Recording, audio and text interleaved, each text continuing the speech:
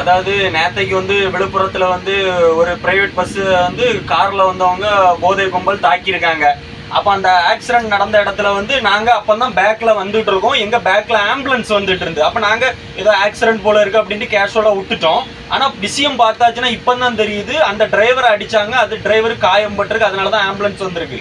இந்த இதுல நான் என்ன சொல்ல வரேன், அந்த டிரைவரை போட்டு அடிச்சிருக்காங்கல்ல, அந்த டைம்ல ஏகப்பட்ட வண்டிகள் கிராஸ் ஆகிருக்கும், பிரைவேட் பஸ் கிராஸ் ஆகிருக்கும்.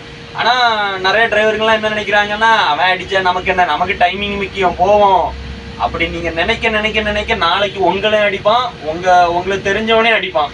அதனால நான் என்ன சொல்ல வரேன், ஒரு டிரைவரை ஒரு இடத்துல அடிக்கிறானா வண்டிய குறுக்க போடுற ரோட்ல என்ன எஸ்பி வந்துருவாரா டிஎஸ்பி வந்துருவாரா, பயம்தான் இந்த ஸ்டீரிங் பிடிக்க முடியாது. நான் என்ன சொல்றேன், குறுக்க போடு, கார்னு மொழிய உட, அப்பந்தான் பயம் வரும். நாளைக்கு வேண்டாம், ஒரு டிரைவரை அடிச்சா 10 டிரைவர் கூடுவான் அப்படிங்கிற பயம் இவனுங்களுக்கு வரணும். நான் நிறைய கார் டிரைவரை பார்த்துருக்கேன்.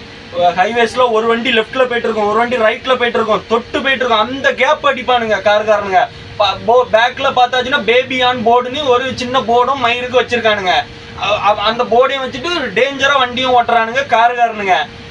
பஸ் நினைச்சா ஒரு காரை தொட்டாச்சுன்னா கார்லாம் சின்ன பின்னமா போயிடும். ஆனா இந்த டிரைவர் தொழிலுக்கு சேஃப்டி இல்ல, டிரைவருக்கு ஒற்றுமை இல்ல.